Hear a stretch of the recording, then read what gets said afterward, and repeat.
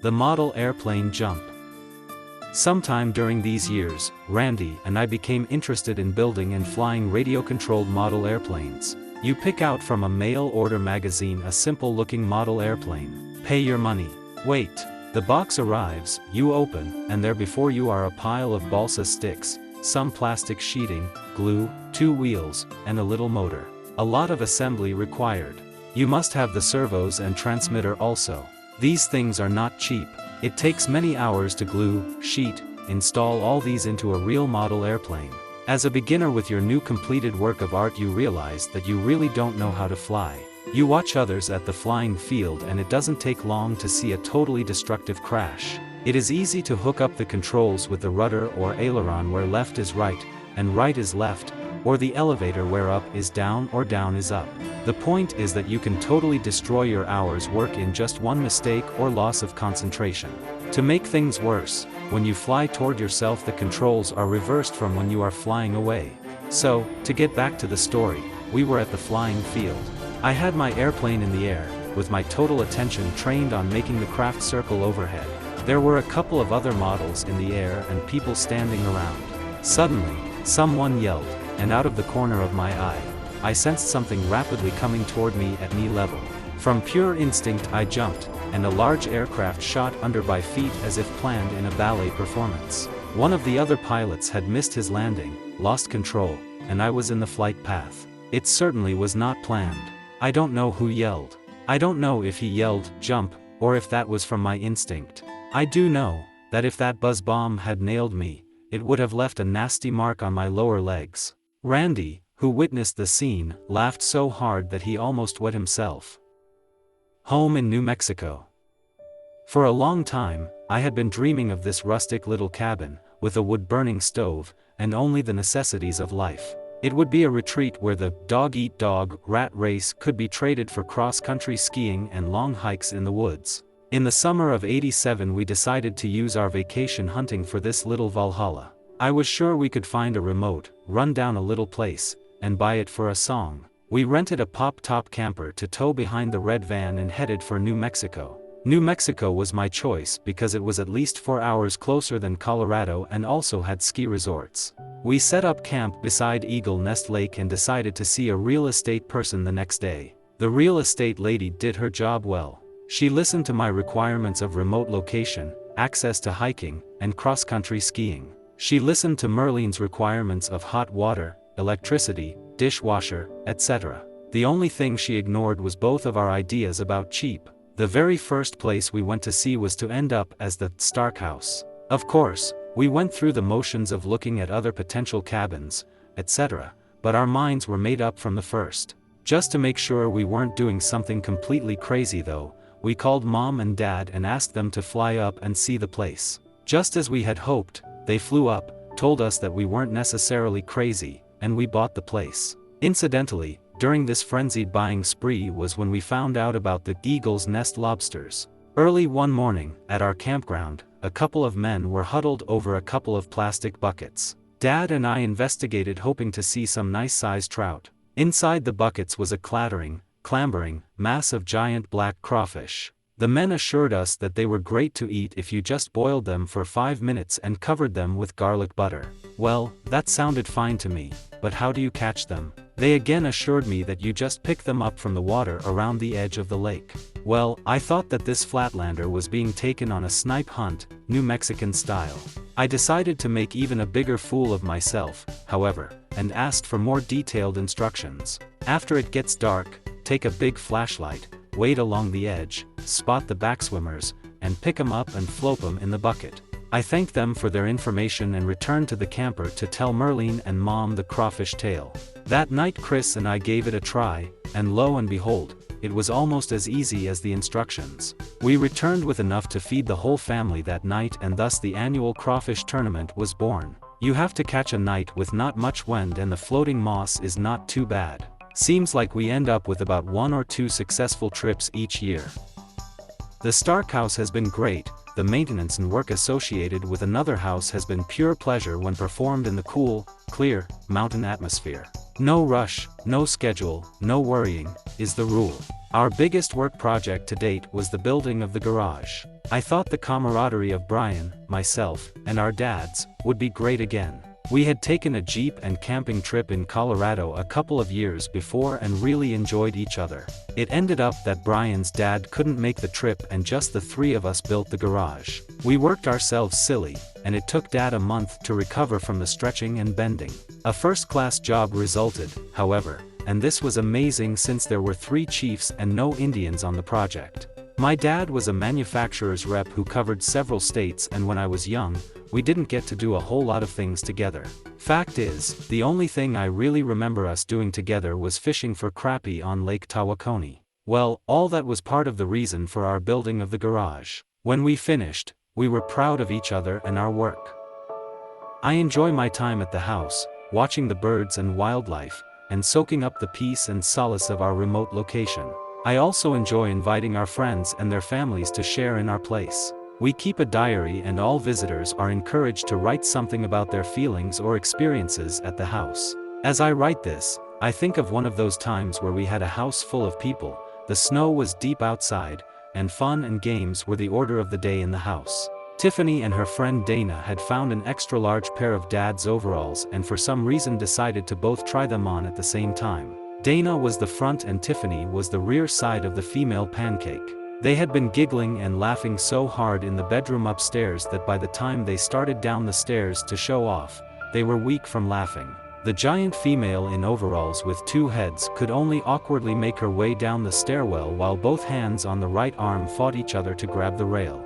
After doing an awkward dance for the assembled group, they started back up to the bedroom to change. The large left leg of this 250-pound female in overalls reached for the first step, but only one of its 2 left feet got placed on the step. Tiffany's foot missed the step and her weight pulled Dana off balance and the both went over backwards as if in slow motion. They rolled around on the floor like a turtle on its back and the roar of laughter from the group progressed to tears and crossed legs. With a little help from a friend, they regained their 2 legs and thumped up the stairway for a final exit. This was all caught on video and would probably make the TV show if we would just submit it. How long does it take you to drive to New Mexico? 12 hours, that's a long trip, huh? Actually, I enjoy the drive. Originally, we had a van for the trip and now we use a 4-wheel drive Suburban. I made a simple wood frame that creates a double bed across the back while leaving room underneath for luggage. If we have a couple that goes with us, we drive in alternating shifts of 2 or 3 hours. On the overnight drive you end up with at least 5 or 6 hours sleep that way.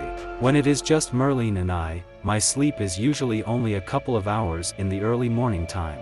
The traffic is thin, and it gives me a chance to think about my life and what is happening. If I get sleepy, we keep a Walkman tape player with headphones to ward off the days.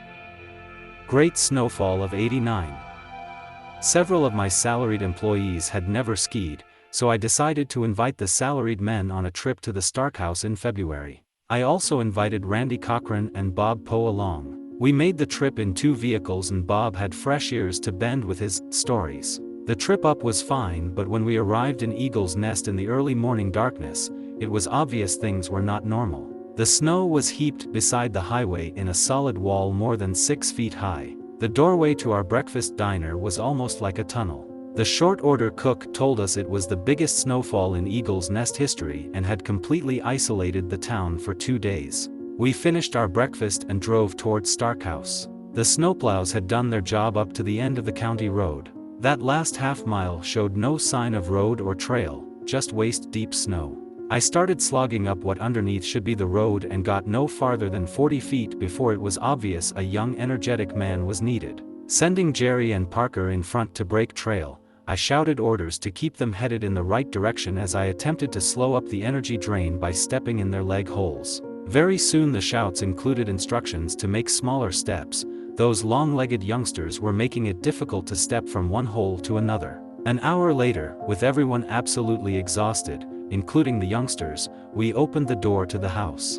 The snow was so deep that the trail between the house, parking lot, and garage looked like tunnels in a maze. We even had to build a snow ramp in order to drive the snowmobiles out of the garage up onto the bank of snow that had drifted against the garage door. This was the first time that the snowmobiles had been regularly used for transportation from the house to the road. Mom and Dad had been up by themselves one weekend the previous winter and had made 2 trips from Moe's to the house, but this was my first experience. The skiing was great and the beginners provided all the entertainment and stories needed for that weekend and many to come. George Spann and Steve Green humbled my perception of my ski teaching skills and expanded the definition of spazes. The youngsters, Jerry and Parker, steadily regressed in age as their playing on the sleds and toboggan run increased. Finally, being the old grouch and boss that I am, I had to call them down from their euphoria before they ran into a tree and killed themselves. They were getting the sled up to speed by pushing it with the snowmobile before it headed down the incline.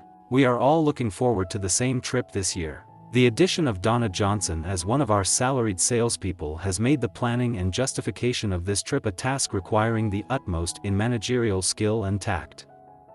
Elk watching and bear sign.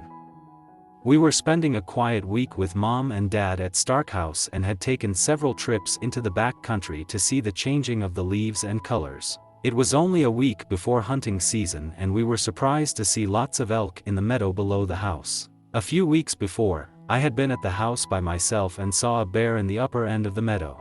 Returning from a long hike around the mountain, I decided to cut through the woods and shorten the return. My path, just as I had calculated, brought me down the hill on the upper side of the meadow. I sensed or heard something but seeing nothing took a few more steps down the hillside. Suddenly, I was aware of the bear, facing me still on all fours about 20 yards to my right. I was later to discover that he was digging in the ground and eating bees or some kind of ground-dwelling hornets from the hillside. The droppings left at the site had the spotted parts of their tails mixed with parts of the nest. He stood there looking at me and me at him. Neither of us made any sudden moves and for several seconds just gazed at each other. My mind started functioning again and I slowly began to move into a crouch, thinking this would present less of an aggressive stance. As I moved to the crouch, however, I also unzipped the butt bag and slipped my fingers around the Smith & Wesson Airweight 38 Special that until now was foolishly carried on this type excursion. There is probably a big question about how much good the gun would do if the bear charged. One thing you can take my word for though, is that I felt a lot more secure with the little chrome revolver in my hand. After about a minute of staring, he got bored looking at me, looked at the ground, looked around as if wondering what to do next, turned and ambled off into the woods. Knowing now that I was truly safe, my powers of observation began to work and make a mental picture of the size and colors of this chance acquaintance. He was big. My idea of black bears was less than 200 pounds but bigger than a dog-type animal. This one stood waist-high when on all fours and my guess would be at least 350 pounds. His color was also surprising. Light brown with a distinct very light-colored stripe down his back and a light-colored rump. If you know much about bears, this is the description of a grizzly. These thoughts went through my head at the time also, and the reputation of the grizzly made me nervous. Everyone agrees that he was probably an old, big, male black bear. I say it was because sadly, Mr. Gorman told me a month or so later that a big male bear matching this description was killed a couple of miles away. After the sighting that afternoon I had called him and he was not surprised. He said a couple of calves that had died of natural causes had been dragged off and that he knew there was a bear nearby. The bear doesn't like fresh meat. He will drag the 3-day dead calves away and bury them for several more days before starting to dine. This is one of the reasons that many times you can smell the presence of one of these beasts. Well, I didn't smell him, but will remember that meeting for a long, long time. So back to the meadow. Mom, Dad, Merlene, and I decided to try to get a close look at the elk that seemed to visit the meadow each night, and maybe a look at the bear again. The prospect of a bear encounter, however, made hiding behind a tree or some such exposure less than a consideration for Merlene and Mom. About 5 o'clock we drove the Suburban, which is a dark blue, into the meadow, and backed into a protected line of trees. Only our front was protruding and we slid down in the seat in order to present less movement to the outside. After more than an hour, and just as the last of the light was starting to fail, a sharp cracking noise raised the hair on the back of our necks. We froze in anticipation, and someone whispered, "What if a bear comes in our back window?" The window had been lowered in order to get some air into the car, and the logic was that any noise we made would be directed towards the woods and absorbed. I quickly responded that was ridiculous, even as I evaluated the possibilities. Just at that moment, the first of the 16 or so elk cows and calves started to stroll in front of our car, not 40 feet away. Finally, the bull elk, being his protective self, brought up the rear. Suddenly, just in front of the car, he stopped, held his head high and sniffed and snorted the air. He turned and stared directly at us. For some reason, it was as if we were invisible. He just turned, looked off in other directions, and proceeded as if everything was business as usual. In this case, business as usual was trying to mate with one or more of the cows in his harem. Our last thrilling sight of this band was of him chasing one of the cows off into the woods. So, if you visit Starkhouse in September and things get boring, remember, there are some good X-rated movies down in the meadow at the Elks Club.